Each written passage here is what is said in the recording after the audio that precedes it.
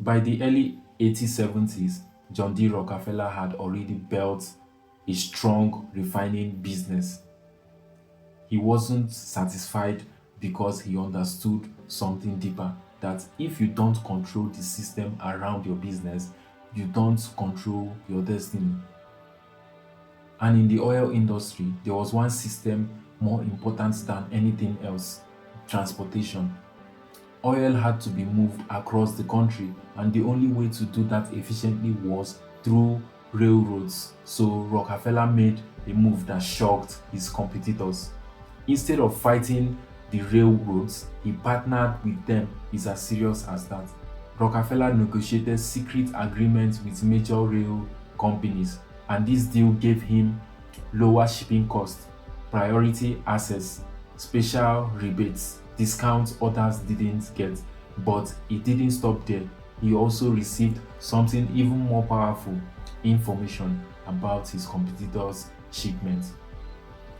This meant that he would be aware of who is shipping oil, how much they were shipping, where they were sending it to, and this gave him an unfair advantage.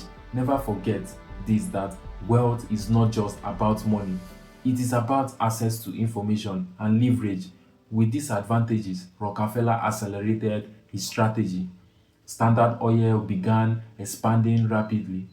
He didn't just refine oil anymore, he controlled refineries, pipeline, storage facilities, distribution networks. This strategy is called vertical integration in business, meaning he controlled every stage of his business from production to delivery. In the 1880s, Standard Oil controlled nearly 90% of the oil industry in the United States. Think about that. One man, one company controlling almost an entire industries. Why competitors failed, while others focused on profit, Rockefeller focused on efficiency and dominance. He reduced costs aggressively, he eliminated waste, he reinvented processes, and when competitors couldn't keep up, they either sold to him or went out of business. Remember the question from earlier: how did a bookkeeper become the most powerful man in the oil industry in America? Now you see the answer to that question. It is not by luck, it is not by talent alone, rather, it is by strategy, control, and relentless execution. But no empire grows without resistance. As Standard Oil expanded, people began to notice something disturbing. Small businesses were disappearing. This was disturbing.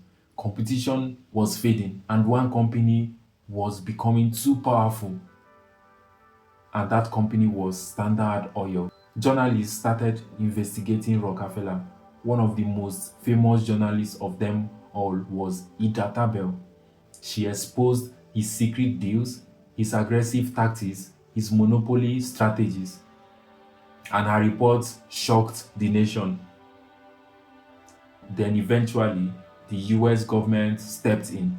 They accused Standard Oil of being a monopoly, and in 1911, after years of legal battles, the Supreme Court made a historical decision, and this decision was that Standard Oil would be broken up. Now, here is the twist. Most people think Rockefeller lost everything. No, he didn't lose everything. In fact, he didn't even lose anything. When Standard Oil was broken into smaller companies, Rockefeller still owned shares in all of those integrations, and they became even more valuable over time. Instead of becoming poorer, Rockefeller became even more richer. He became the richest man of his era and one of the richest individuals in modern history. Never forget that sometimes what looks like a loss is actually a transformation into something bigger. Now let's break down the real lessons one can learn from John D. Rockefeller's journey.